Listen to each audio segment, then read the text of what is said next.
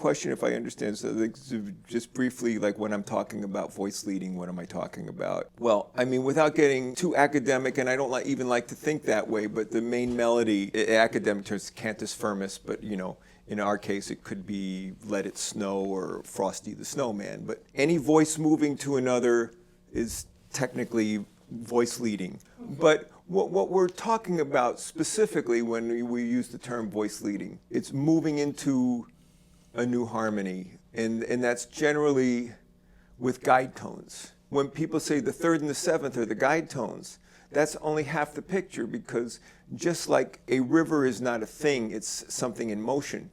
If it was static, it would cease to be a river. Music and guide tones are not a thing so much as they are a thing in motion. The seventh moving to the third.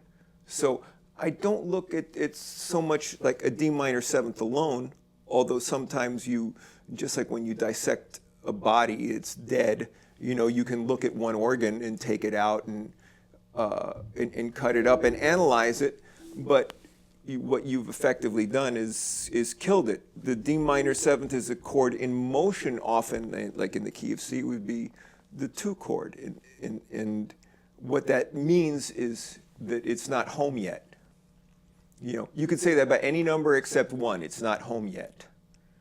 And then, so this sound is in motion, and the 7th of that chord, so here's be the D minor sound, and that's just 2 notes.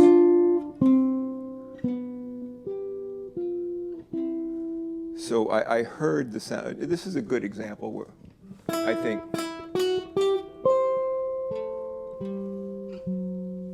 you feel, even though that note wasn't played.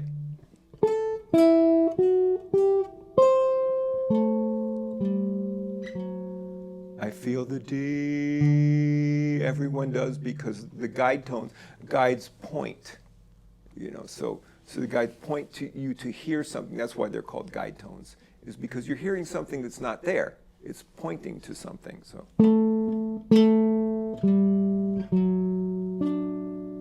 So there's the root, the 7th, and the 3rd. So that's one example of functional voice leading. Like that's voice leading that has a purpose, and it happens a lot.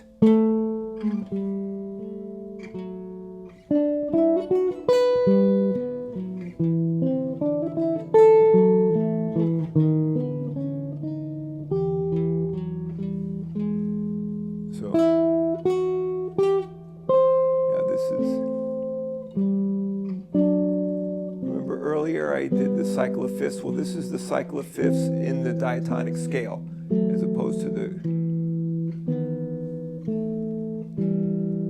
once again, the cycle of fifths throughout all 12 keys would be C, that implies C 7th, so C, B flat to E, augmented fourths, resolve outwardly, A and F, A and E flat, diminished fifths, resolve inwardly, B flat major, augmented fourths, resolve outwardly.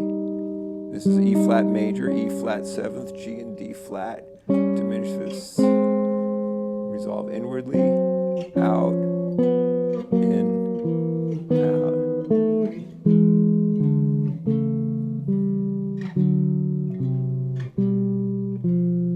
And that brought me back to C, that's all 12.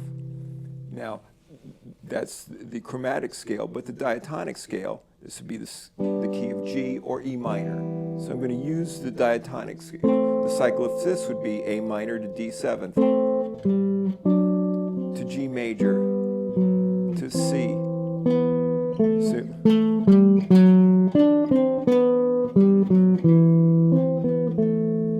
now I'm modulating, that's the 5 of the 6, the relative minor.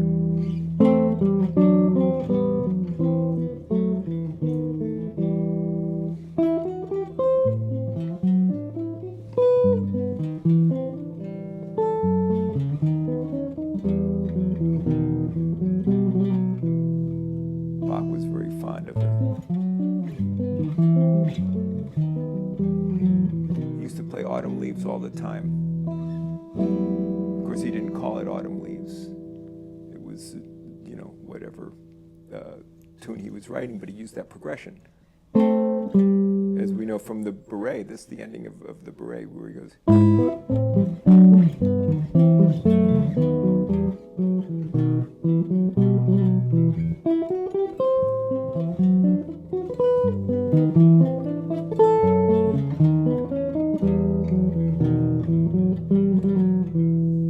Now to break that down, this is A minor to G major to C major to F sharp minor to B seventh to E minor, E seventh, which is the 5 of the 2.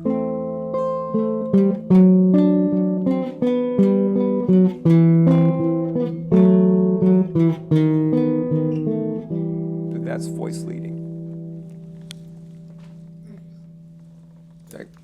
Does that answer your question?